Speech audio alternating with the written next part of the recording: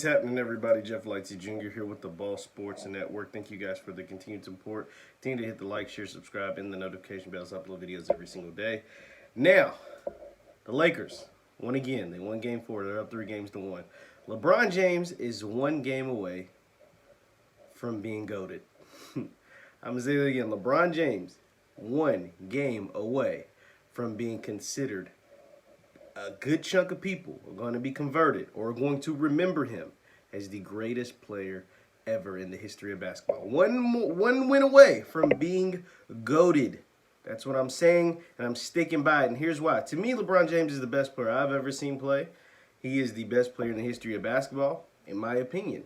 But I am in a minority. Right? There's people, obviously Jordan is number one in most people's mind, and most people that control the media because they were alive and they were thriving and they were my age when Michael Jordan was playing basketball in his prime, winning 10 scoring titles, 6 for 6, the 5 MVPs, all the 6 for 6, 6 finals MVPs, all the good stuff that we know. But now there is the up-and-coming media that is me, right? Like the guys that are my age and that are watching what we've watched since we were kids up until now. LeBron James just dominate the NBA, dominate the sport, dominate basketball. And he is one win away from winning his third title with 3 different franchises, his 4th title overall, and his 4th title in 10 finals appearances. Like, think about that. The only knock against LeBron James is that he's been to 10 finals, and he essentially, after this one, will only have won 4, right? It's only a 40% winning percentage. But the thing is, he's only the 3rd player in the history of the NBA, or 4th player in the history of the NBA, only the 2nd player not on the Celtics in the 60s to go to 10 finals, right? So that's just my thing, whatever. So in year 17, LeBron James, in a game that people still don't think he was his best, he had 28 points, 12 rebounds, 8 assists, and had every point and or assist from the time. The Lakers scored 102 points from point 83 to 102. He either scored or assisted on every single basket, right? He's shooting over 50% from the finals. He's averaging 28 per game in this series. And people still don't think he's going to win Finals MVP. He'll win Finals MVP. You're out of your mind. Unless Anthony Davis goes for like 40, 45 in Game 5, and LeBron scores like 10, that's the only way Anthony Davis is going to win Finals MVP. Let's be real. But we are one win away from LeBron James being GOATed. We're talking about 4 regular season MVPs. He has every statistical category he owns. Scoring in the playoffs.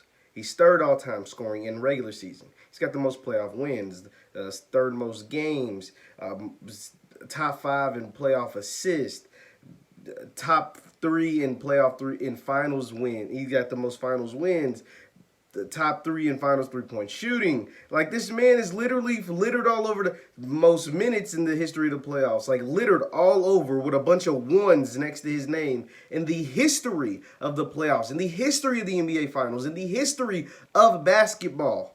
He's going to lead every category. He's going to be the leader of every statistical category when he's done.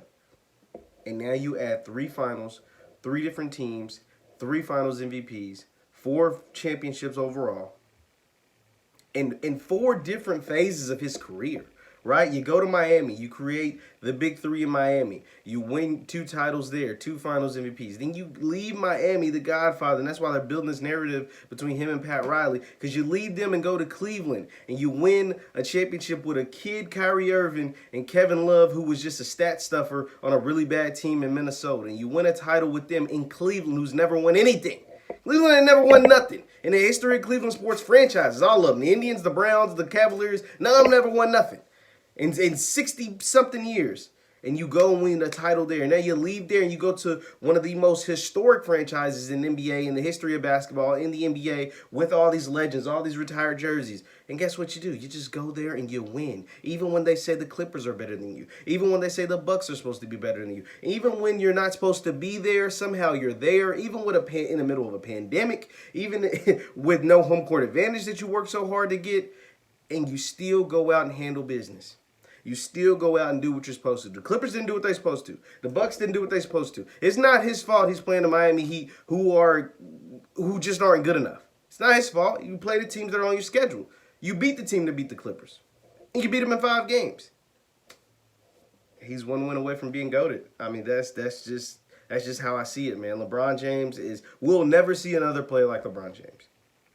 We saw another player like Michael Jordan. His name was Kobe Bryant. And he's my favorite player I've ever seen play. And he was the closest thing. He wasn't Michael, obviously. He was his own player. And Kobe even said, you don't get me without Michael. But he was a carbon copy of Michael Jordan. We will never see a player like LeBron James, ever. Not the impact he makes, not the way he plays the game, and not the way he just wins. While also going out there and doing his thing night in, night out, 17 years and counting. I don't think we'll ever see it. You let me know in the comments.